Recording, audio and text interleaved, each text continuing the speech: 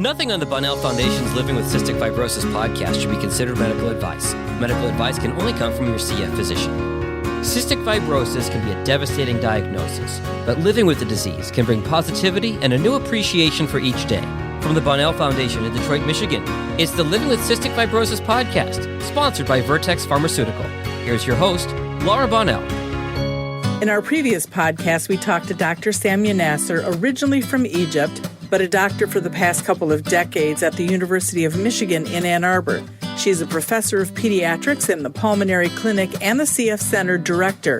In 1997, she began convincing doctors that CF did exist in Egypt.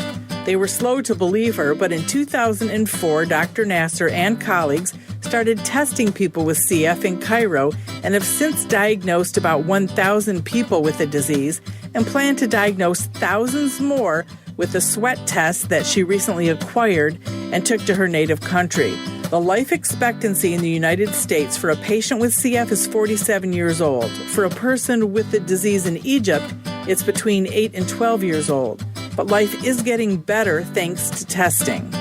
Anas Mansour is 35 years old and has 3 children with his wife Amal. They didn't know that they were carriers of the cystic fibrosis gene. Their 7-year-old daughter, Sama, does not have cystic fibrosis, but their twin boys, Omar and Abdul Ram, do have CF. They found out shortly after they were born. Omar needed surgery for meconium ileus, and Abdul Ram had the same issue but did not need surgery. The Ministry of Health in Cairo, Egypt, they don't recognize cystic fibrosis yet as a disease, so it's not covered by insurance, and this causes many challenges to people like the Mansour family and other families after diagnosis. The full transcript for our podcast is available on our podcast page. Did you know that you were carriers of this genetic disease? Did you hear about it? We didn't know we were carriers. You know, there were Omar and Abdurrahman who were carrying the cystic fibrosis or suffering from cystic fibrosis. Or I don't know if I'm spelling this right. They are homozygous, or which means the two parents have the same the same gene mutation with them. Yes. Yeah. So knowing that the Minister of Health doesn't recognize CF in Egypt yet, how did you hear about cystic fibrosis and what symptoms were the kids having when you thought something was wrong? Okay. First, when they were born, they were, neonates or born before the time they were supposed to be born. It has a definition I can't remember now. They called preemies, premature. Yes, that's it. Excuse my English. So some terms. You are great. You speak English fabulous. Thank you. Yeah, it's me that's like, hey, how do you pronounce that? So you're fabulous. At first, they were born preterm. I remember 31 weeks of gestation or something. And then they were in the intensive care in the hospital. Both of them were having difficulties in stool releasing or whatever. Yeah. Then one of them got stuck with his stomach, and the doctors told us he's suffering from something called meconium ileus or something like this. It's stuck in the lines or the bottles of the food and the intestines. He had a surgery. It was Omar. He had a surgery after 9 days after he was born. And the other one, Abdurrahman, was just suffering from the same thing, but with some medicines. He just the stool just went and he was fine. And then the doctors suspected many things. They said it could be blah blah, it could be blah blah, and it could be something called cystic fibrosis at this early stage. But this is something we don't think it could be. My father, by the way, is a doctor to my mother. And my father is a doctor for kidney, and he knows a lot about these things. But he told me this is something we just studied at the college. I didn't even met anyone with this disease. So it was an option, but it was not the thing they were looking for. We did some testing, and this sweat chloride test and it came positive, but they said a negative at this early stage, but they said it's not representing or presenting anything at this early stage.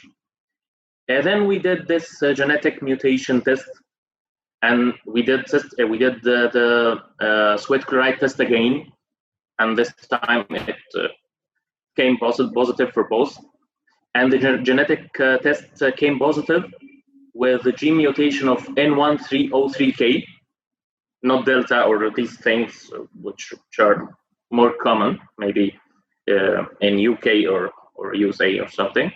And that's it. We began our journey looking for the medicines, what this diseases. We're searching. I became myself, I'm an engineer, an architect, and I work in animation and advertising. I became a doctor myself. I was going to the pharmacy and I say, I want a pancreatic enzyme for some blah, blah, blah, because blah, blah, blah. I said, are you a doctor? No, this was the situation. I had to go through a journey. I didn't want to, but yeah, I was in this by all means. And their mother with them all the time. They were feeding by this tube in the nose for about 8 months. They were both in the car, and they were this syringe, this syringe or with a Ryle, and we were going anywhere and just pushing some food in their nose. This is the only way they were accepting food. And this is the only way they were feeding. Were you able to get enzymes? This is a different thing. At first, it was available here in Egypt by higher prices than other markets. Like how expensive? We managed to get some medicines, pancreatic enzymes from pharmacies or friends with maybe NGOs that helps people in this thing. We paid for it, or it was kind of helping how to get it, not how to pay for it. So both it's a burden, both are burden, but the big burden was how to find it, not how to pay for it. At first it was reasonable, about £300, about $20 or something. Now by this days, £20. Then it just raised and became scarcer. We're not finding any in the market. Even in the hospitals, Abu Rish or hospitals which are hospitals known for treating these conditions, they were suffering from the lack of this. It was really not available for anyone. Then after 1 or 2 years, it became not available at all. It became traced until it reached $60 or $70, means £1,000 or something for the bag, the one bag for crime enzymes, pancreatic enzymes. And now, before we talk, I met a friend who came from outside. He got me 3 bottles just half an hour ago. I'm getting ready for maybe the lockdown or something. I need some. I need to staff some bags for the kids. And you have 2 kids. Like I have 2 girls with CF, so not twins, but yes. So you need double. Yes. So how heartbreaking is that you can't, and how? Thank God, things are better. The last 2 years are much better. Alhamdulillah, thank God, things are much better. They are doing very well in terms of their general health condition. And they are beautiful and they are funny and everything. Thank God. And they are feeding normally. The common thing about cystic fibrosis is how to gain weight, and this is a common thing. It's hard to get weight, but everything else is fine till now. Alhamdulillah. They will be 5 years old by 11th of March. When times were hard before, how did you and your wife, mentally handle this? We didn't mentally handle it. Okay, just like any other thing, you must deal with it. To be honest, she was maybe stronger than me in this. I pretend, or I had to be solid and accepting everything, but deep inside myself, I was just she was living with them 24 hours. I was just trying to go to work. I was trying to go to work. We are just, in hospitals for 2 weeks. Then we go out in 2 days. Then we go back in hospitals. Oxygen, we made a small ICU unit, intensive care unit in home. 2 oxygen containers with flow meters, and she learned to put the aisle herself. We wasn't going to the hospitals anymore to put the aisle to feed them. These was very hard times. I think of all that I've learned, flushing heparin, flushing their lines, all the stuff that it was like, you want to be able to do it for your kids instead of taking them to the hospital. So you learned a lot. Of course. I became like a doctor myself. The pharmacist, when I go and buy something, he's, are you a doctor? So I'm an architect. I work in animation and advertising and all these fancy things. But I had to go all the textbooks and search Google cystic fibrosis conditions, treatments, all these stuff. And so are your kids able to get treatments? I know you can't get maybe the same thing we have in the United States, but are you able to get the genetic medicines? Yeah, or any of that, or even Palmazyme or albuterol or any of those treatments? We have a very big trouble in getting cryon, the basic pancreatic enzymes from outside. And now we managed to get bags for each month. Any one of my friends and friends of my friends, anyone coming from this place or this place is cheaper. So, even health insurance here the medicine is not available, it's not available in the market. So it won't help by any means. So this is the big thing now. The time of lockdown, the first lockdown for coronavirus, thank God we had a stock back then. Then it ended up exactly after this. We managed to get one bottle by one bottle, one pack of medicine by one pack of medicine. So we're just managing this by this tiny space. So the other medicines I'm not thinking of this matter by this mean. I was thinking of relocating immigration or something. This is the solution I had for them to be able to be enrolled in an insurance system that provides this medicines. I know I went to Oman to the MECFA first launching event, and I met doctors from all over the world, from literally all over the world, interested in this disease. And I remember this was in 2016, and at this time, these medicines were a breakthrough, and all the talking about these medicines that they are very expensive. They are very, very expensive, and no one can handle to fund this by himself, even if he was rich, very rich. I remember a doctor from Qatar. Qatar are very wealthy country. It's a very wealthy country. He said he had an acquaintance, and he was big enough. He was like Amir or something, So he said, no, I don't want the state or the country to help me in funding myself. I will fund myself. He said he was joking about the prices of these medicine. He said, hey, he went bankrupt. So your kids aren't on any treatments, just enzymes? Just enzymes, and these ventilators or not ventilators, sorry, the nebulizer. Nebulizers, sorry, nebulizers. Yes. Interviewing you, talking to Dr. Maggie, talking to Dr. I think it's Fauda. Samia. I mean, it makes me so mad that you don't have the same that we do here in the United States. I think it's criminal. I think it's disgusting and sad, and it makes me crazy. So, and everybody can't immigrate here, right? So what do you do? Not everybody can immigrate, Right. Maybe I have better chances than some other people. I know I have better chances. I met people in this journey who cannot just afford find something who can afford this crime.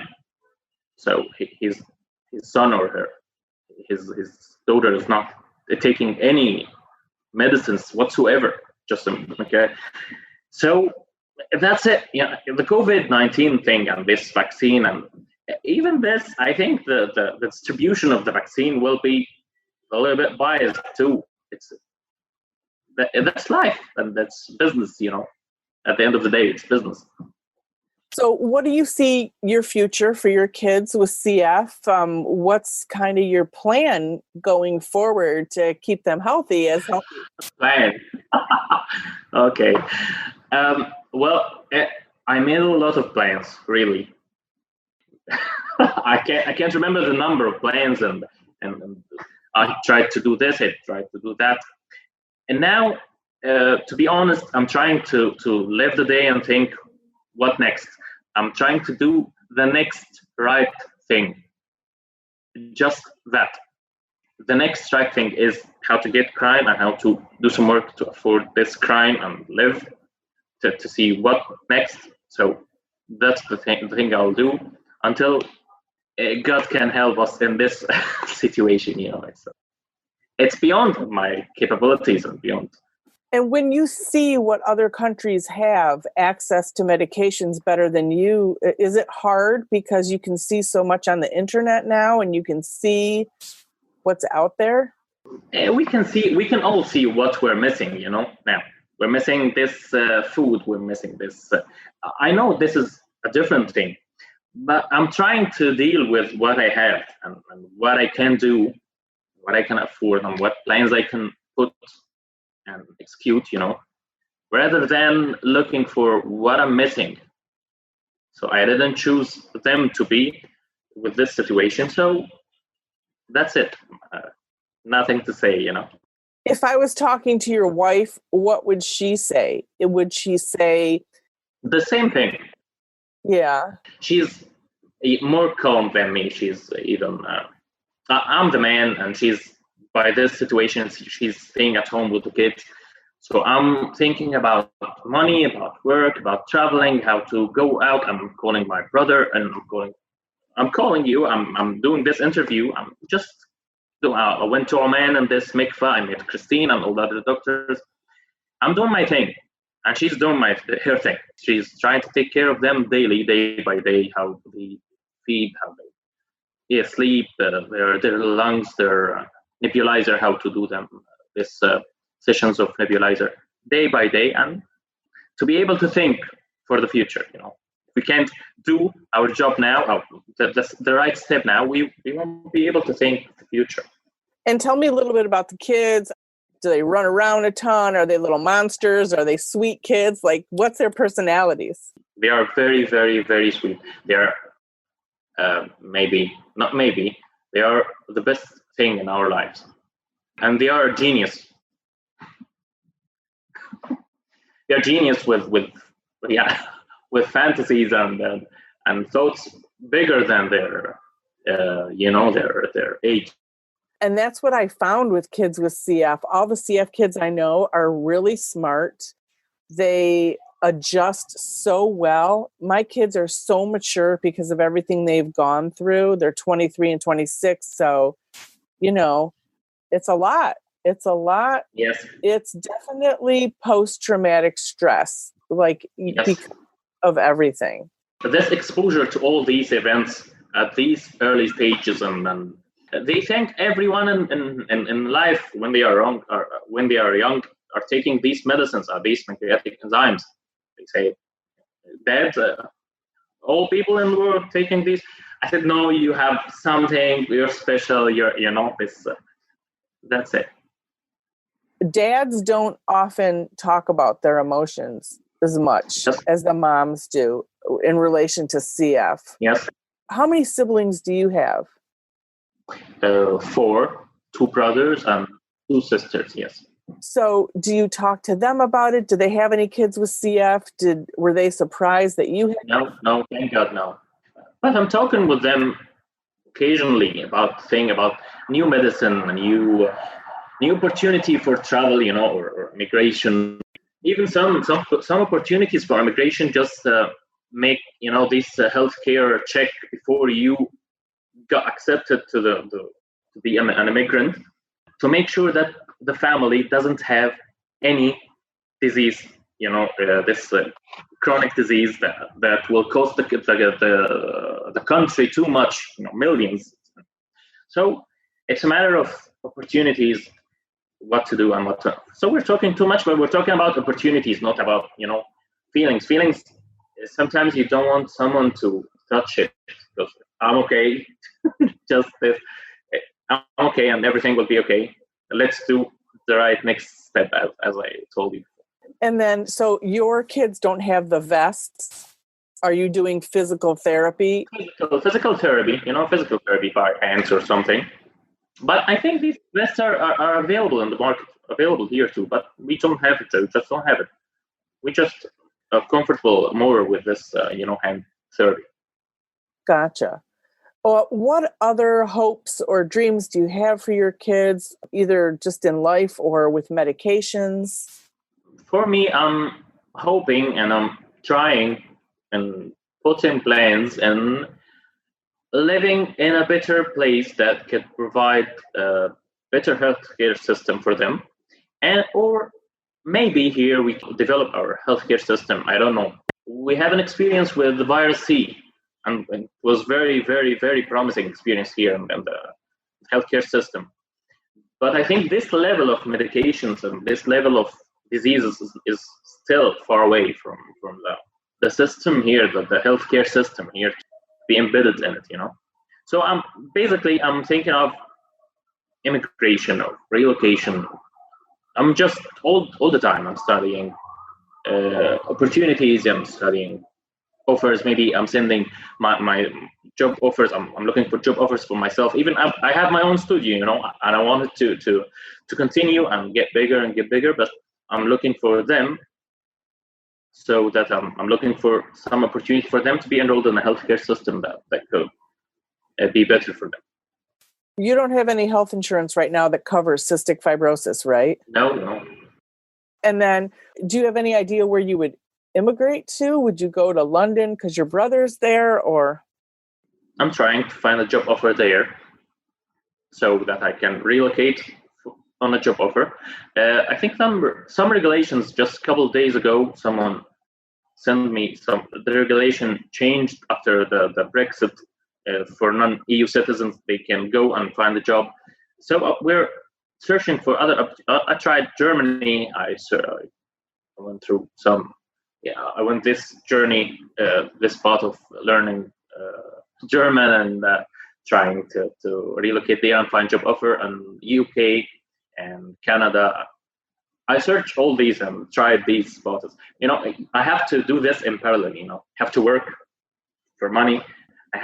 These are just conflicting buses. I'm working. I'm trying to make my studio bigger and get some job. I'm trying to leave. So it's not in parallel. They are opposite. That's a lot of work. Have you tried the United States, or is that not possible? This is hard. United States maybe from the hardest places, especially after Trump with his whole regulations. I don't know what will come next. So I'm just digging for other opportunities all the time. What do your parents think about the cystic fibrosis and the fact that you might need to leave Egypt? What do they think about everything that you're going through? They know, and they're supporting all the way.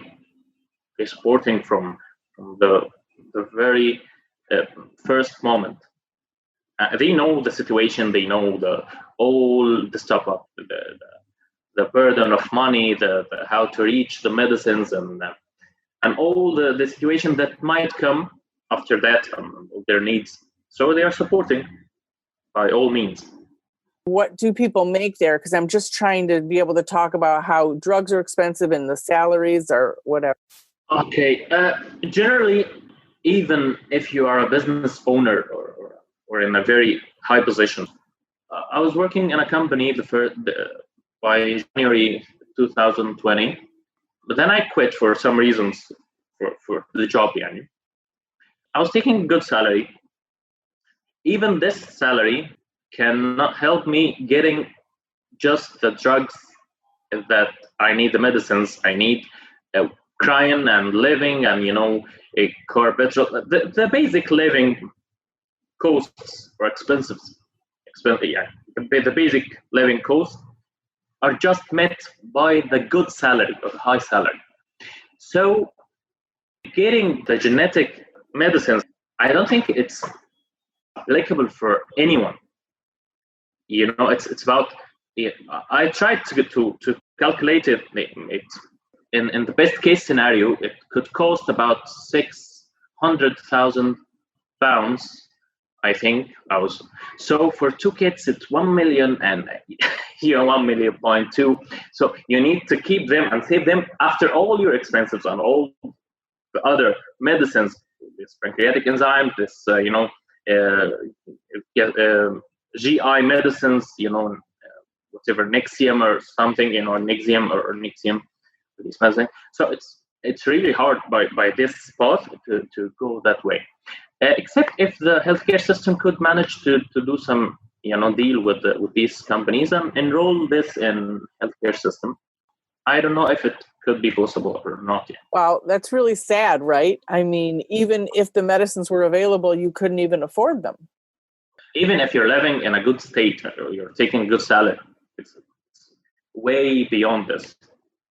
By the prices, maybe some other, competitors or, but I don't think the industry of medicine, pharmacy, it's a big industry and it's all about money.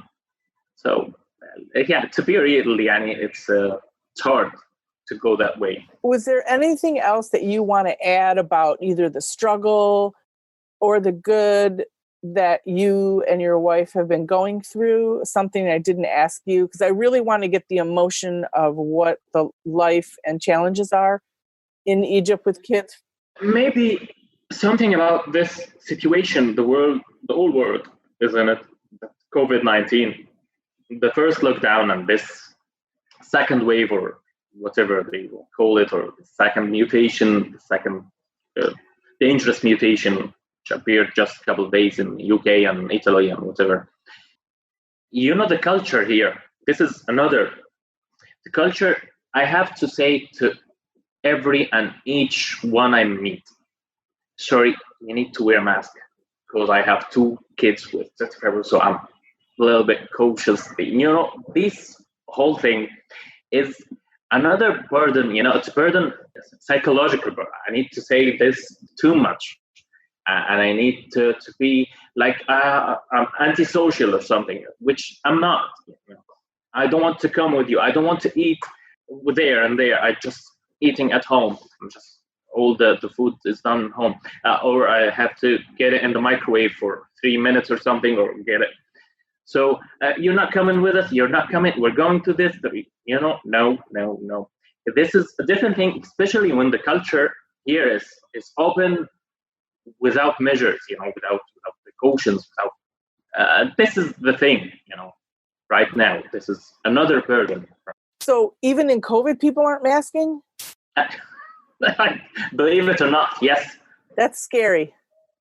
Very scary, very scary. Wow. So worse than the United States, no masking? Yes. Egypt. Egyptians are, funny and taking everything with a sense of humor, So be it, yeah. COVID is their friend.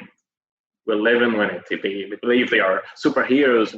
It's great to talk to you. It's really a pleasure, Laura. In our next podcast, we will be talking to Dr. Maggie Naguib, a doctor who works with cystic fibrosis patients in Egypt.